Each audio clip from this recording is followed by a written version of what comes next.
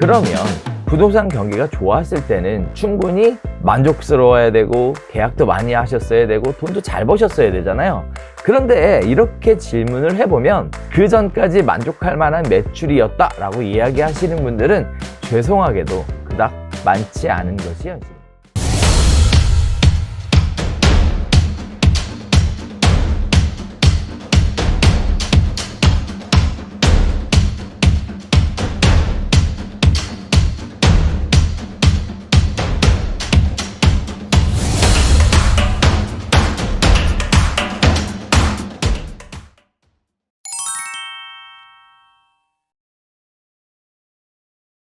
자, 안녕하세요. 조용준입니다. 네, 요즘 공인중개사분들 걱정이 많으시죠? 들리는 얘기에 의하면 10년 이상 중개업 하셨던 분들도 요즘의 불경기를 견뎌내지 못하고 중개사무소를 양도하고 그리고 집으로 다시 들어가셨다, 이런 얘기들도 들리는데 참 안타까운 현실입니다.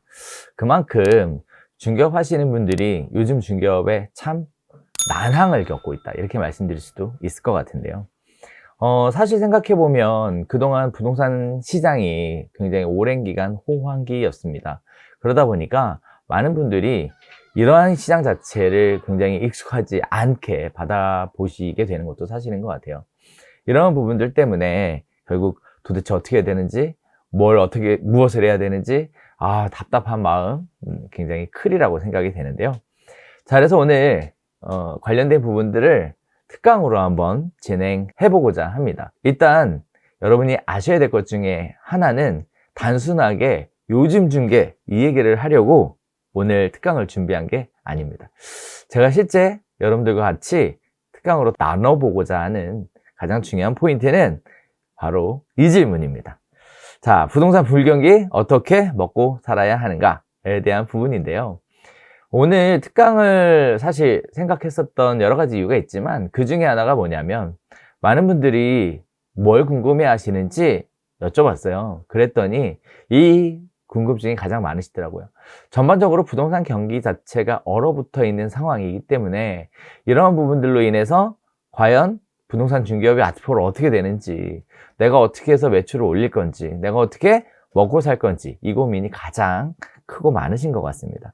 그래서 부동산 불경기 과연 어떻게 먹고 살아야 되는가에 관련된 이야기를 좀 드릴 텐데, 자, 일단 오늘 강의의 포인트가 되시는 분들은 초보 개업 공인중개사 분들에게 유익한 시간이 될 것 같아요. 그리고 또 중개업을 시작하시려고 하시는 분들, 이런 내용들을 알고 시작하신다 그러면 훨씬 더 쉽게, 빠르게, 편안하게 중개업을 시작해 보실 수 있을 것 같습니다. 자, 그렇다고 해서 업력이 많으신 분들에게는 도움이 안 되는 내용이냐? 그런 건 아니고, 업력이 많이 되시는 분들은 나름대로 방법들을 알고 이미 실행하고 계실 거기 때문에 가급적이면 초보 개업 공인중개사의 눈높이에서 오늘 특강을 좀 진행해 보려고 하니까요.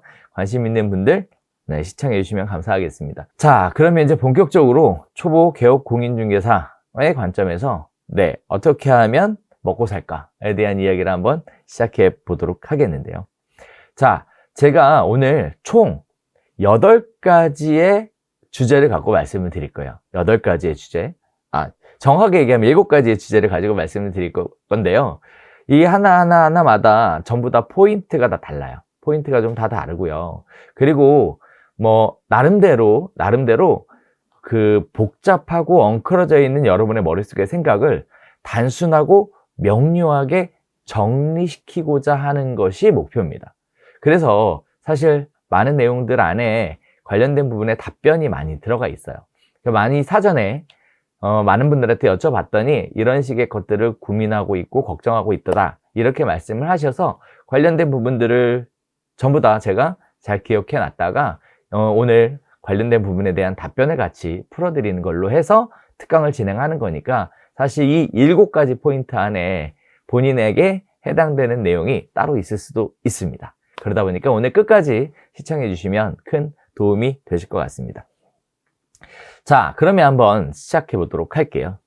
자, 부동산 중개업 매출이 안 나온다, 요즘 없다, 늘어나지 않는다, 이렇게 얘기하시는데요. 그렇다면 부동산 중개업 매출이 증가하지 않는 이유는 무엇일까요? 자, 우리 이 생각을 먼저 해보셔야 할 것 같습니다. 부동산 중개업의 매출이 증가하지 않는 이유. 많은 분들이 요즘에 가장 많이 하시는 말씀 중에 하나가 바로 부동산 경기가 좋지 않아서 매출이 안 나오는 겁니다. 이렇게 이야기하시더라고요.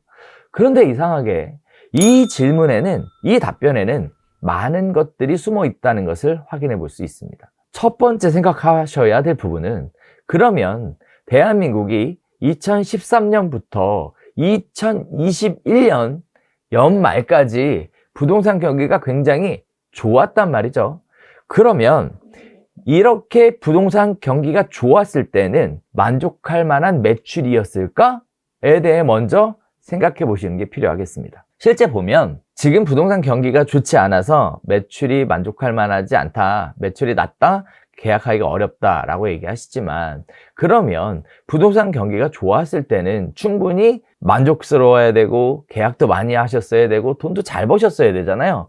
그런데 이렇게 질문을 해보면 그 전까지 만족할 만한 매출이었다라고 이야기하시는 분들은 죄송하게도 그닥 많지 않은 것이 현실입니다. 다시 얘기하면 경기가 좋았을 때도 만족할 만한 매출이 아니었고, 경기가 안 좋았을 때는 만족하지 못할 매출을 이루고 있다는 거죠.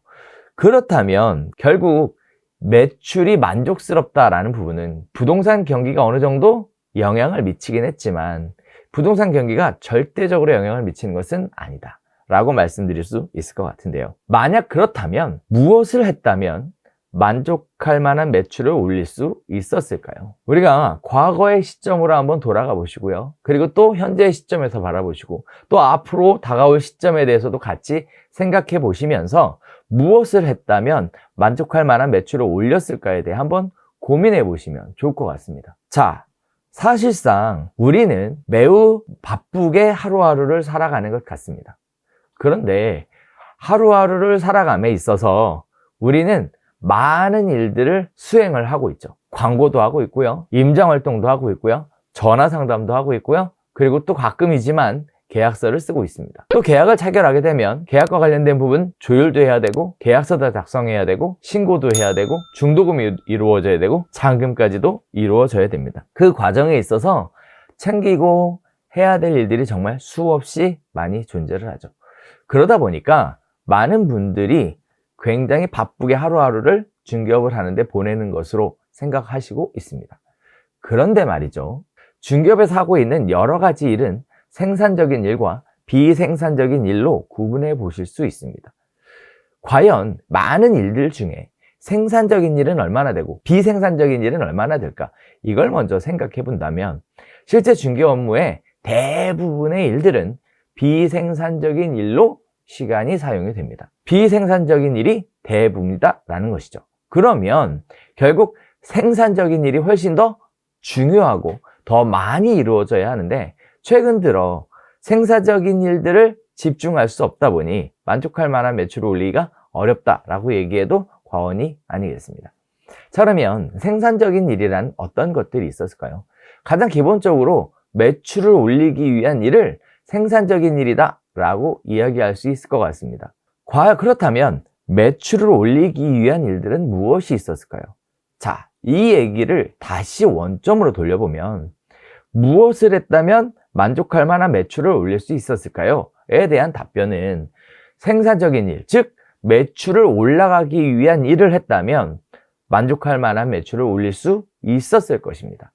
그런데요, 생산적인 일로 매출을 올릴 수 있는 일이 무엇이었을까라고 보면 한편으로 광고하는 것, 문의 오는 고객들과 상담하는 것, 그리고 계약서를 작성하는 것, 이렇게 크게 세 가지 부분에서 나눠볼 수 있는데요. 문제는 여기서 발생을 하게 됩니다. 광고를 하는 것, 이 광고가 왜 하게 되는 건지, 누굴 위해 하는 건지, 어떻게 하는 게 효과적인지에 대한 부분들이 먼저 연구가 진행이 되어야 되겠죠. 자, 두 번째는요, 고객과 전화 응대를 하고 만나서 상담하는 부분이에요. 자, 그러면 고객과 전화하고 만나서 상담할 때는 어떻게 해야 효율을 높일 수 있을지, 어떻게 해야 계약과 클로징을 더 잘할 수 있을지, 이런 식의 내용들이 먼저 고려가 되었어야 되는 부분들입니다. 자, 그리고 마지막 계약서를 작성하는 건데요. 계약서를 작성을 함에 있어서 양 당사자 간의 최종 의견 조율은 어떻게 할 것인지, 그리고 계약서를 작성함과 동시에 중개보수는 어떻게 하면 잘 받을 수 있을지, 이런 부분들에 대한 고민이 계약서 작성할 때 이미 이루어져 있어야 하는 부분입니다. 따라서 만족할 만한 매출을 올리려면 생산적인 일에 더 많이 집중해야 되고, 거기에 따라서 광고를 잘하고 고객 상담을 잘하고 그리고 계약서를 잘 작성하는 이 세 가지의 부분들이 얼마나 유기적으로 많은 비중을 차지하느냐가 더 관건일 것 같습니다. 그런데 실질적으로 중개업을 하시다 보면 적극적으로 나서서 이 세 가지에 집중하는 분들이 있는가 반면 그렇지 못하신 분들이 대부분인데요. 또 적극적으로 집중한다 하더라도 단순하게 광고를 그냥 하는 것과 상담을 그냥 하는 것과 계약서를 그냥 작성하는 것과 적극적으로 하는 것, 효율성 있게 하는 것은 전혀 별개의 문제다라는 것을 다시 말씀드릴 수 있겠습니다. 주변에 잘 나가고 있는 중개사들은 과연 무엇을 어떻게 하고 있는지 지금부터라도 관심을 가져보시면 좋을 것 같습니다.